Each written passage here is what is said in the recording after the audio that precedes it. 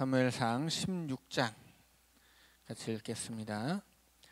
여호와께서 사무엘에게 이르시되 내가 이미 사울을 버려 이스라엘 왕이 되지 못하게 하였거늘 네가 그를 위하여 언제까지 슬퍼하겠느냐.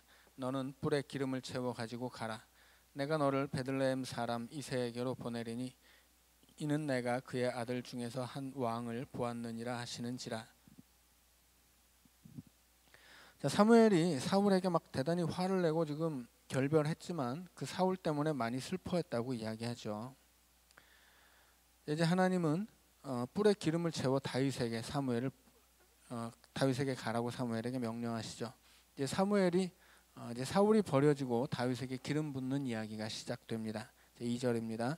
사무엘이 이르되 내가 어찌 갈 수 있으리이까 사울이 들으면 나를 죽이리이다 하니 여호와께서 이르시되 너는 암송아지를 끌고 가서 말하기를 내가 여호와께 제사를 드리러 왔다 하고 이새를 제사에 청하라. 내가 네게 행할 일을 가르치리니 내가 네게 알게 하는 자에게 나를 위하여 기름을 부을지니라. 사무엘이 여호와의 말씀대로 행하여 베들레헴에 이르매 성읍 장로들이 떨며 그를 영접하여 이르되 평강을 위하여 오시나이까. 이르되 평강을 위함이니라. 내가 여호와께 제사하러 왔으니 스스로 성결하게 하고 와서 나와 함께 제사하자 하고 이새와 그의 아들들을 성결하게 하고 제사에 청하니라.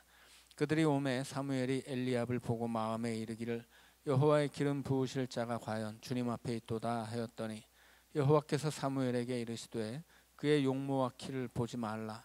내가 이미 그를 버렸노라. 내가 보는 것은 사람과 같지 아니하니 사람은 외모를 보거니와 나 여호와는 중심을 보느니라 하시더라. 이새가 아비나답을 불러 사무엘 앞을 지나가게 하매 사무엘이 이르되 이도 여호와께서 택하지 아니하셨느니라 하니 이새가 산마로 지나가게 하매 사무엘이 이르되 이도 여호와께서 택하지 아니하셨느니라 하니라. 이새가 그의 아들 7을 다 사무엘 앞으로 지나가게 하나 사무엘이 이새에게 이르되 여호와께서 이들을 택하지 아니하셨느니라 하고 또 사무엘이 이새에게 이르되 내 아들들이 다 여기 있느냐. 이새가 이르되 아직 막내가 남았는데 그는 양을 지키나이다. 사무엘이 이새에게 이르되 사람을 보내어 그를 데려오라.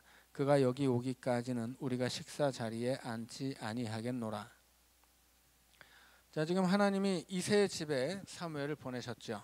그래서 이제 그 집 아들 가운데 이제 왕 후보가 있다는 것인데 이제 처음에 3명이 나오죠. 엘리압이 나오고 그 다음에 아비나답을 보여주고 그 다음 산마가 나오죠. 그 다음에 형제가 총 8인데 처음에 3명을 이야기한 이유는 뭐냐면 이 3명이 뒤에 가면 이제 이스라엘이 전쟁을 치를 때 전쟁터에 갔던 형들이 3명이에요. 그러니까 뭐냐면 전쟁을 치를 만큼 나이가 찬 사람들이라고 하는 거죠. 그래서 이새의 집에 갔을 때 당연히 왕의 후보라면 이제 그 어린 아이여서는 안 되는 거예요. 어린 아이가 아니라는 것은 이제 전쟁이 일어나면 군사로 참전할 수 있을 정도로 장성을 했어야 하는 것이고 그렇게 장성한 아들이 8 중에 3이 있었다는 거예요. 그래서 첫째부터 셋째까지 하나씩 보여주고 다 아니라고 하니까 나머지는 다 퉁친 거죠. 그래서 7째까지 다 보여줬는데 뭐 그 중에 없었다. 그래서 이제 막내가 남았다고 하죠. 자, 여기서 막내라고 하는 말은 카탄이라고 하는 히브리어인데 이것은 작은 자라는 뜻이에요. 자, 사울은 어떤 사람이에요? 키가 큰 사람이죠. 그런데 하나님은 작은 자를 부르시는 거죠. 그래서 7절에서 용모와 키를 보지 말라고 하세요. 사람은 외모를 보거니와 나 여호와는 중심을 보시느니라. 그렇게 말씀하시죠. 자, 그리고 이제 양은 아직 막내가 남았는데 그는 양을 지키나이다. 그렇게 이야기하죠. 양을 지킨다고 하는 것은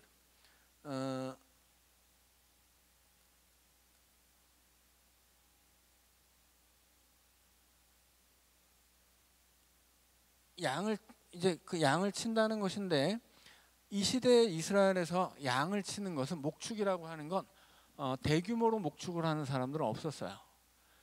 그 시대의 주력 산업은 뭐냐면 농업입니다. 농사를 짓는 것이 주력 산업이고 농사를 지어도 식구들이 다 먹고 살 만큼 충분한 생산량이 나오지 않기 때문에 부수적으로 하는 것이 양을 치는 거예요. 그래서 한 집안에 뭐 적으면 한두 마리, 많으면 뭐 네다섯 마리까지 하더라도 이 양을 일반적으로 이스라엘 사람들은 워낙 척박한 땅에서 살고 가난한 동네였기 때문에 양이 많지도 않았어요. 그래서 그 양을 치는 것은 어느 집집마다 하는 그 자급자족하는 일이에요. 그러니까 어떤 산업으로 하는 게 아니라 몇 마리 되지도 않는 거. 옛날에 이렇게 그 시골에서 소 풀 먹이는 거 있잖아요. 그거 누가 해요? 애들이 하죠.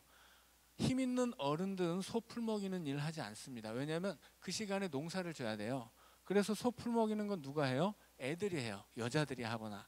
왜냐하면 힘이 없으니까 그거라도 하라는 거거든요. 여기서 양을 치는 게 바로 그런 일이에요. 그래서 이스라엘은 예수님 시대에도 마찬가지예요. 예수님 시대에도 그 주력 산업은 농업입니다. 그리고 근본적으로 이스라엘 인근에서 이 농업이라고 하는 것은 항상 천대받는 일이었어요.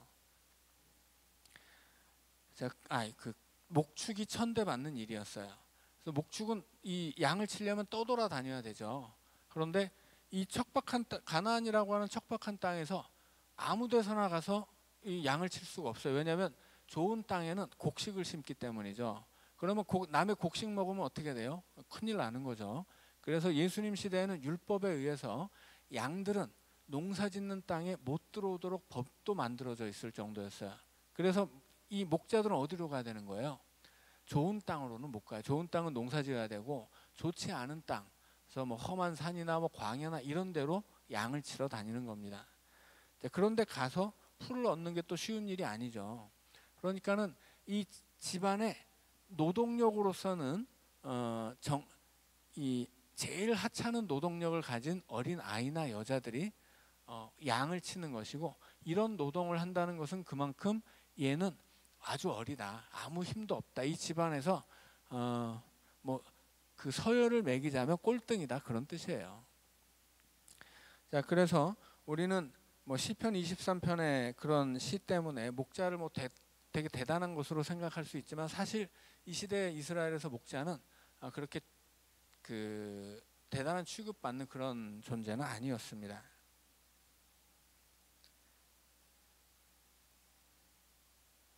자, 12절입니다. 이에 사람을 보내어 그를 데려오매 그의 빛이 붉고 눈이 빼어나고 얼굴이 아름답더라. 여호와께서 이르시되 이가 그니 일어나 기름을 부으라 하시는지라. 사무엘이 기름불 병을 가져다가 그의 형제 중에서 그에게 부었더니 이날 이후로 다윗이 여호와의 영에게 크게 감동되니라. 사무엘이 떠나서 라마로 가니라. 자, 이제 하나님의 영이 다윗에게 부어진 거죠. 자, 14절로 가면 그때 여호와의 영이 사울에게서 떠납니다.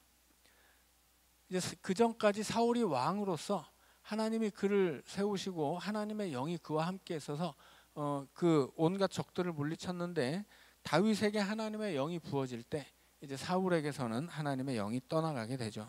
14절입니다.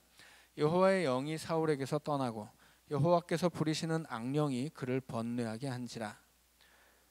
여기서 좀 오해의 소지가 있는데, 하나님이 악령을 부리시는가? 자, 15절에 이렇게 이야기하죠. 사울의 신하들이 그에게 이르되 보소서 하나님께서 부리시는 악령이 왕을 번뇌하게 하온즉. 자, 이것은 신하들의 고백이죠. 그 시대 이스라엘 사람들은 이렇게 믿었다고 하는 거예요. 그 무슨 얘기냐면, 이 세상에 악령도 있어요. 에덴 동산에서 아담과 하와를 유혹하죠, 마귀가. 자, 그럼 마귀의 역사가 있다는 거예요. 그런데 마귀의 역사가 있더라도 하나님의 허락 하에 있는 거죠. 그 모든 것을 하나님이 주관하신다는 고백이에요. 그런 신앙을 갖고 있었다는 겁니다. 그래서 어떤 악령의 역사도 있을 수 있지만 결국 그것은 악령이 하나님이 허락하지도 않았는데 자기 멋대로 사람을 후려가지고 그렇게 역사에서 어떤 악령의 역사를 일으킬 수 있느냐, 그게 아니라고 믿었던 거예요, 이스라엘 백성들은. 그리고 이 악령의 역사라고 하는 것은 두 가지 결과입니다. 자, 하나는 뭐예요? 하나님의 영이 떠난 결과예요.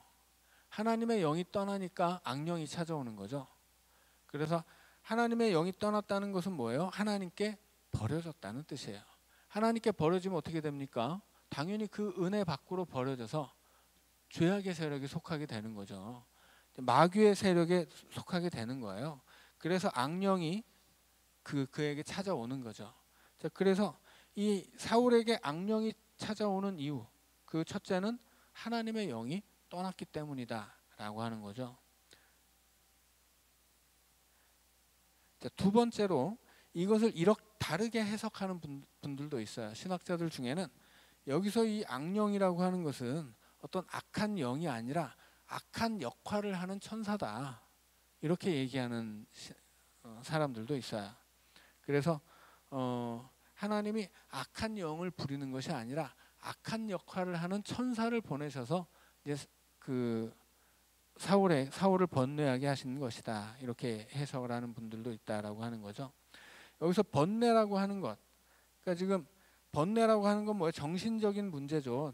그래서 이것을 정신질환이라고 보는 사람들도 있고 어떤 심한 두통이라고 생각할 수도 있습니다.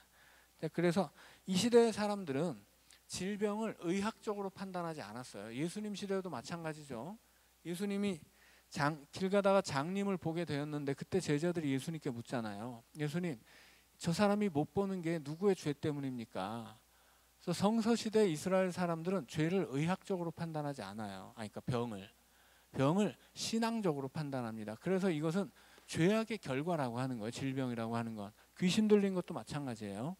귀신 들렸다고 하는 건 뭐예요? 하나님의 은혜 밖으로 버려졌다는 뜻이거든요. 악령이 들렸다는 것과 똑같죠.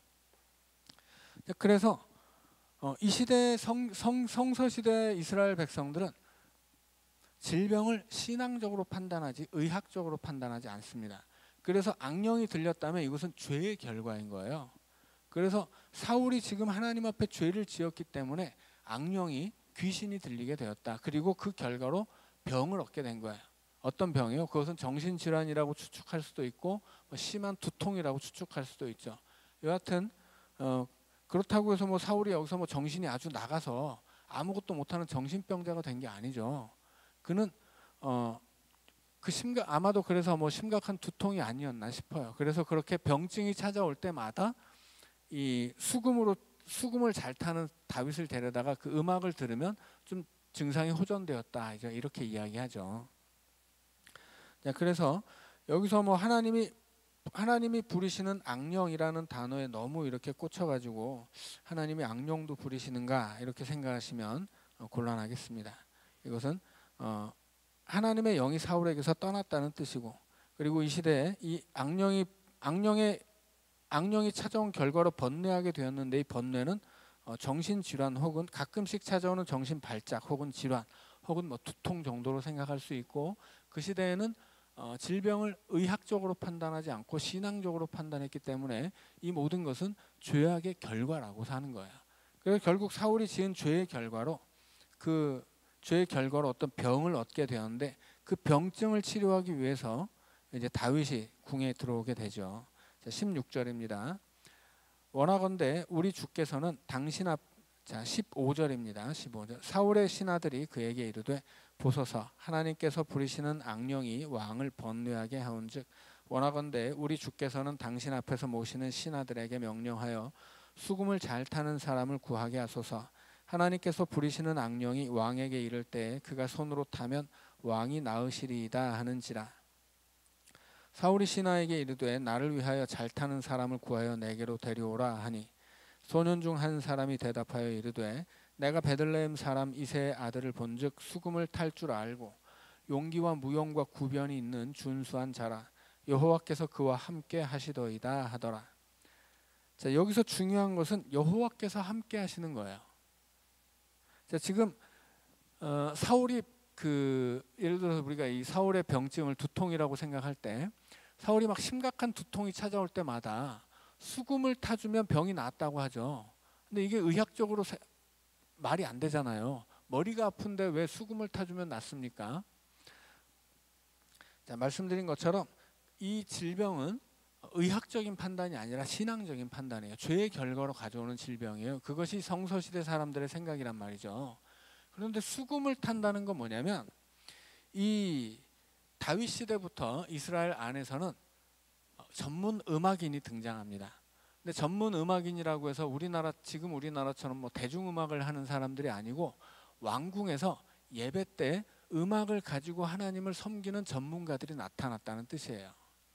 그래서 다윗 시대 때부터는 이 왕궁 안에서 그 성전에서 왕이 고용한 그 음악 전문가가 성가대와 함께 연주를 했어요.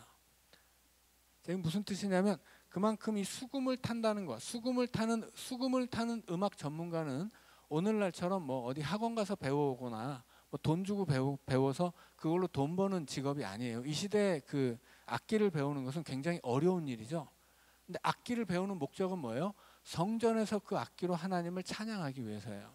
요즘처럼 대중음악가들은 없는 시대예요.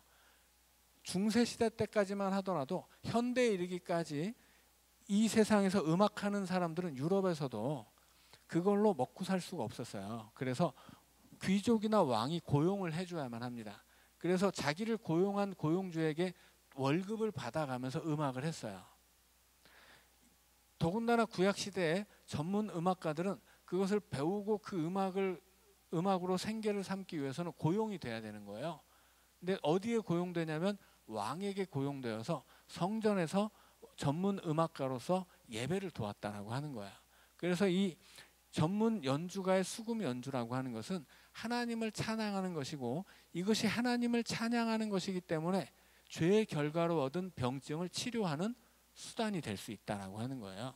그래서 괜히 뭐 머리가 아픈데 수금을 타주면 머리가 낫는 게 아니고, 수금을 타는 것은 하나님을 찬양하는 사람이 하는 일이었기 때문에 그것이 사울이 머리가 아플 때마다 그렇게 죄의 결과로 얻은 질병에서 노임을 받는 수단이 될 수 있었다 하는 것입니다. 그래서 여기서 수금 타는 사람이 누구예요? 다윗이죠. 다윗이 용기도 있고 무용과 구변이 있는 준수한 자인데, 그보다 더 중요한 건 뭐예요? 하나님이 그와 함께하는 사람이에요. 그리고 그는 수금을 타며 하나님을 찬양하는 사람이에요. 그래서 구약 안에서 다윗은 모든 시인과 찬양자의 대표자죠. 그래서 다윗이 수금으로 하나님을 찬양하는 사람이었기 때문에 그 하나님을 찬양하는 수금의 음률이 그 죄의 결과로 얻은 이 사울의 질병을 치료할 수 있는 수단이 되는 것입니다. 19절입니다. 사울이 이에 전령들을 이새에게 보내어 이르되 양치는 내 아들 다윗을 내게로 보내라 하매, 이새가 떡과 한 가죽 부대의 포도주와 염소 새끼를 나귀에 실리고 그의 아들 다윗을 시켜 사울에게 보내니, 다윗이 사울에게 이르러 그 앞에 모셔섬에 사울이 그를 크게 사랑하여 자기의 무기를 드는 자로 삼고, 또 사울이 이새에게 사람을 보내어 이르되 원하건대 다윗을 내 앞에 모셔 서게 하라. 그가 내게 은총을 얻었느니라 하니라. 하나님께서 부리시는 악령이 사울에게 이를 때에 다윗이 수금을 들고 와서 손으로 탄즉 사울이 상쾌하여 낫고 악령이 그에게서 떠나더라. 자, 이제 다윗이 그렇게 사울 옆에 이제 등장하게 되죠. 자, 그리고 왕궁을 출입하는 소년이 됩니다. 하지만 뭐 그렇다고 해서 다윗이 지금 직업적으로 왕궁 악사로 취직을 한 건 아니에요. 이 전문 그 음악인은 다윗 시대 때부터입니다. 그러니까 말하자면 지금 다윗은 사울을 위한 아르바이트를 하는 거예요. 그래서 예를 들어서 뭐 이 사울의 질병이 두통이라고 한다면 그 병증이 찾아올 때마다 다윗을 불러서 연주를 하게 했다라고 하는 거죠. 자, 17장입니다. 블레셋 사람들이 그들의 군대를 모으고 싸우고자 하여 유다에 속한 소고에 모여 소고와 아세가 사이에 에베스담 밈에 진침해 사울과 이스라엘 사람들이 모여서 엘라 골짜기에 진치고 블레셋 사람들을 대하여 전열을 벌였으니, 블레셋 사람들은 이쪽 산에 섰고 이스라엘은 저쪽 산에 섰고 그 사이에는 골짜기가 있었더라. 자, 이제 우리가 너무나 잘 알고 있는 이 엘라 골짜기의 전투죠. 여기서 이제 블레셋이 쳐들어오고 다윗과 골리앗이 싸우는 이야기입니다. 4절입니다. 블레셋 사람들의 진영에서 싸움을 돕는 자가 왔는데 그의 이름은 골리앗이요 가드 사람이라. 그의 키는 6규빗 한 뼘이요. 자, 한 규빗이 45cm 정도죠. 한 규빗은 이 팔꿈치부터 손을 쭉 폈을 때 손가락 끝까지의 길이이기 때문에 대략 이 시대에는 45cm로 생각을 했습니다. 6규빗이면 뭐 3m 조금 안 되는 키죠. 어마어마한 키예요. 자, 5절입니다.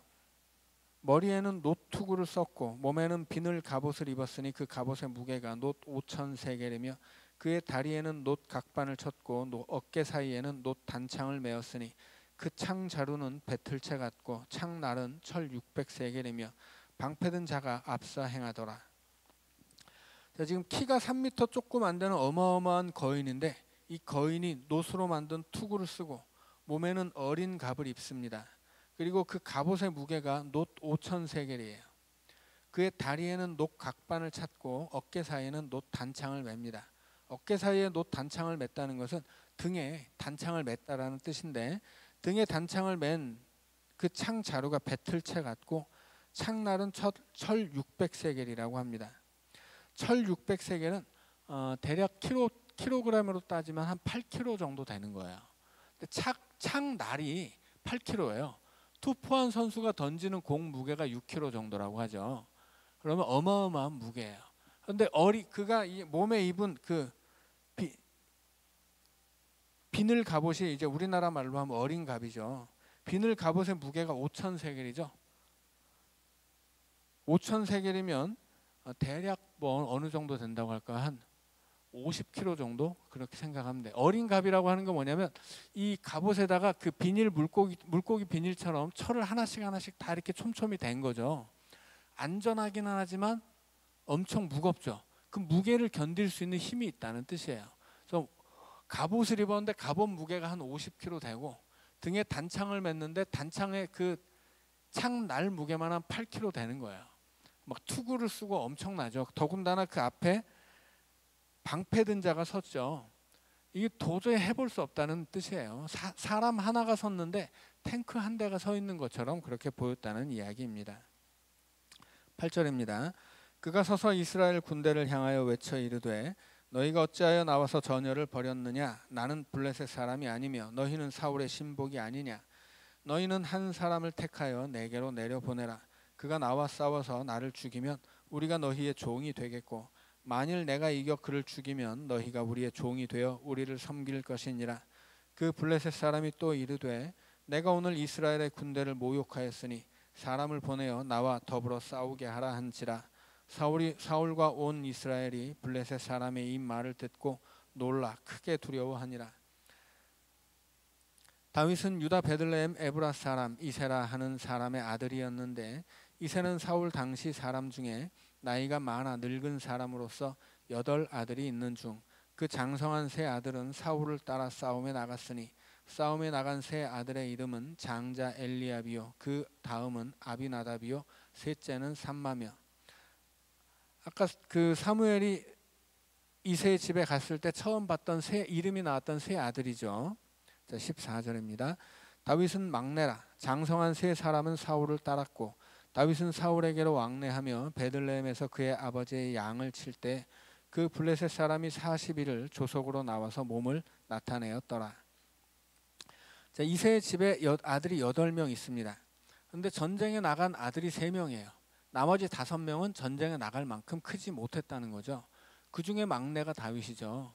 그러니 막내는 굉장히 어렸다는 이야기예요.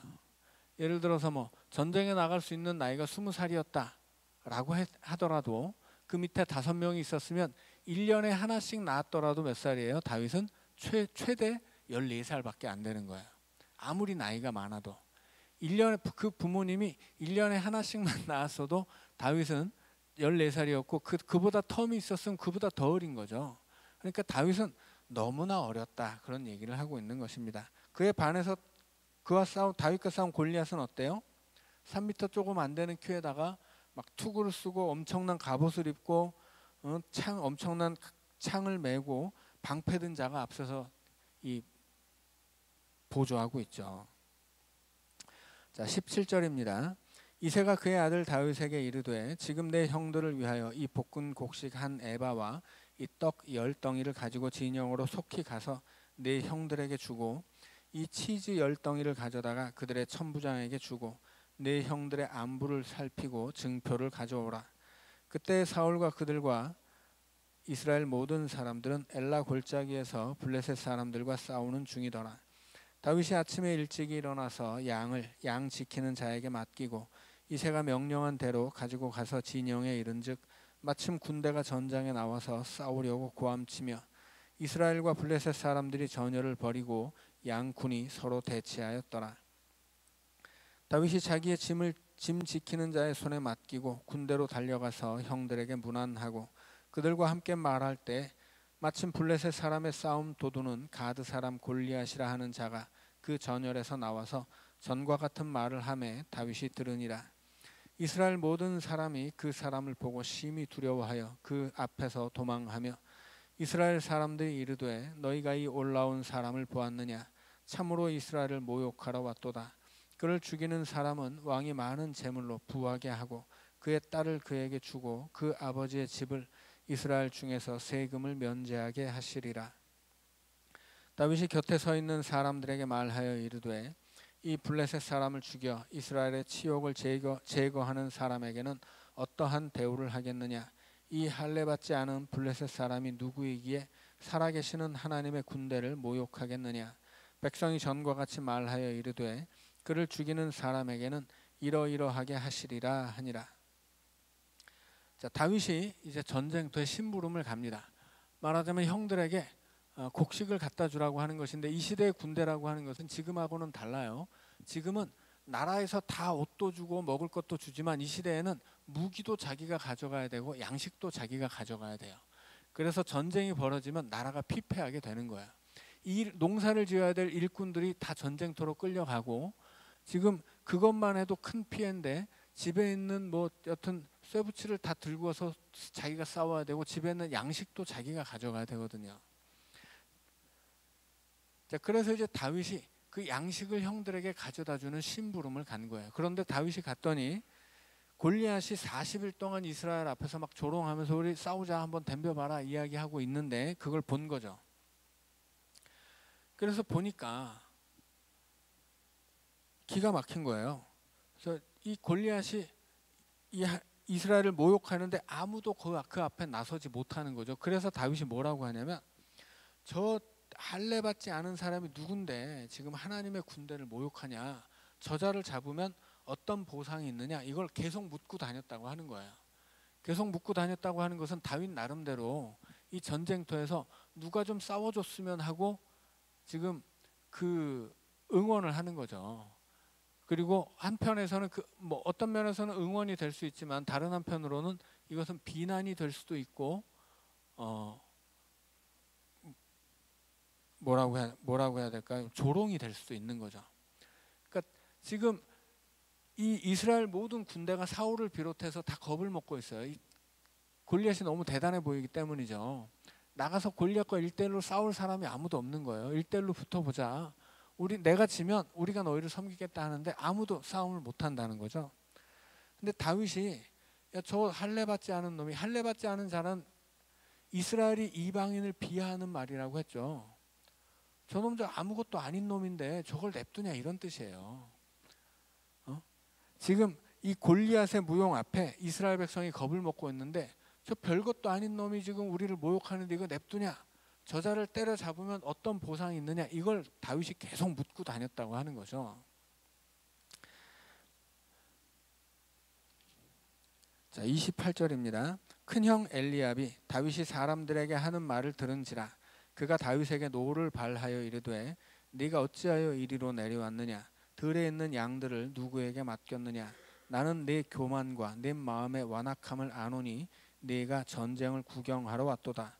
다윗이 이르되 내가 무엇을 하였나이까? 어찌 이유가 없으리이까 하고 돌아서서 다른 사람을 향하여 전과 같이 말하매 백성이 전과 같이 대답하니라. 이제 제일 큰 형이 다윗을 부르죠. 야, 이 막내 이 녀석아, 너 지금 전쟁 구경하러 왔냐? 너 지금 왜 이렇게 헛소리하고 다니냐? 그래도 다윗이 물러서지를 않죠. 내가 지금 뭐 이유 없이 내가 이러고 있습니까? 내가 무슨 쓸데없는 허무맹랑한 얘기를 합니까? 이런 좀 형에게 막 반항을 하는 거예요. 형이 말리는데도 듣지 않고 계속 똑같은 얘기를 떠들고 다녔다 하는 이야기입니다. 결국은 사울이 그 얘기를 듣고 다윗을 불러다가 이제 사울 이 골리앗과 싸우게 하죠. 죽어봐라 하는 거예요. 결국 이 전쟁터에 다윗이 끼어들게 되고 결국은 골리앗과 싸우게 됩니다. 자, 그런데 이제 다윗의 눈에는 이 골리앗이 대단할 것이 없는 거죠. 골리앗은 할례받지 않은 놈의 이방인에 불과한 거예요. 자, 여기까지 읽고 자, 다음 시간에 이어서 읽어가도록 하겠습니다. 우리 기도하고 마치죠. 사랑의 하나님, 오늘 우리도 세상을 살아가며 엘라 골짜기를 만날 때가 있습니다. 오늘 우리도 내 앞에 선 골리앗을 만나서 위축되고 겁을 먹고 그렇게 도망치고 싶은 그런 때 하나님, 우리도 다윗처럼 하나님을 의지하게 하시고 다윗처럼 하나님의 눈으로 세상을 굽어보게 하여 주시옵소서.